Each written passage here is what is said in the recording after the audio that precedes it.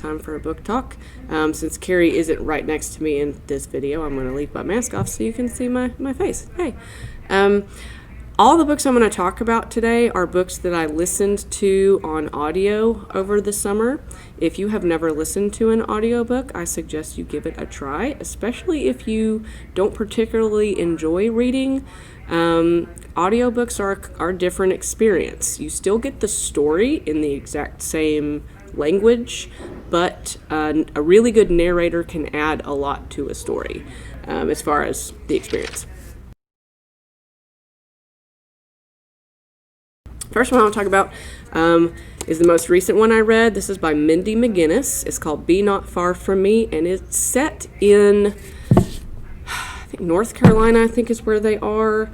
But anyway, this girl is a cross-country runner, and she and her boyfriend and some friends have gone out to basically have a party in the woods. They've hiked out, and she, very close to the beginning of the book, something happens that I won't spoil for you, and she gets separated from the group.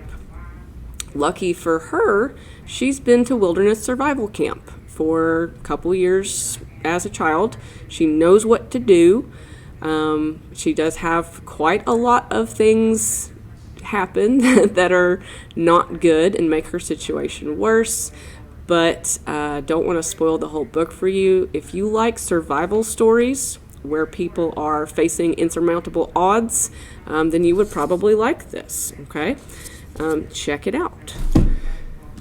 It'll be available here in print, but like I said, audio's also good. Don't forget about TN Reads. You can check the free audiobooks out with your public library card. Ask me how. This one, Swing, by Kwame Alexander. We have several of his books. It looks big, but it's poetry. So, when I was listening to it, I knew that all of his books were novels in verse, but when I was listening to it, there were only a very few parts of the book where it was really obvious that it was poetry. The rest of it just is a lot of dialogue.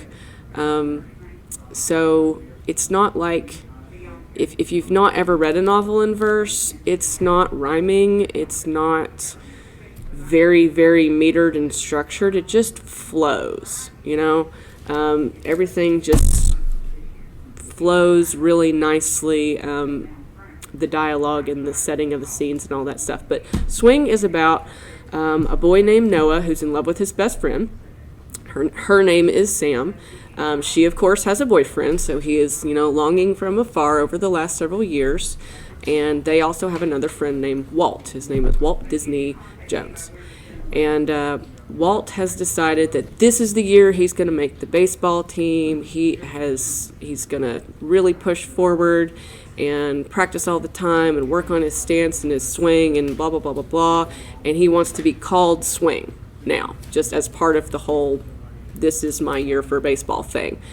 Noah is not quite so sure about that, but anyway, so you got a lot of baseball references. Walt also happens to know when and how literally almost any famous person has died. So name a famous person or an artist or a musician or whatever, and he'll tell you, this happened to him, blah, blah, blah, blah, blah, bam, and then he's gone.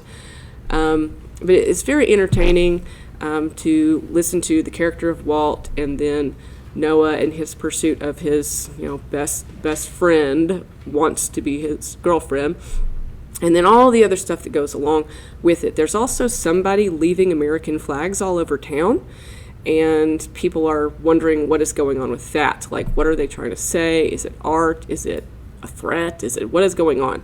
And I won't spoil that for you, but like I said, so much stuff happens in this book. So if you're interested in any of those things, music, art, baseball, best friend love story, weird stuff happening, check it out. Good morning. Announcement. Teachers, pardon the interruption. I do hate to make an announcement, but I do have something important to talk to you about. Also read this book. I won't talk about it right now, but it's great. And we do have some seniors. I listened to the sequel on audio. Recommend it. See you later. Bye.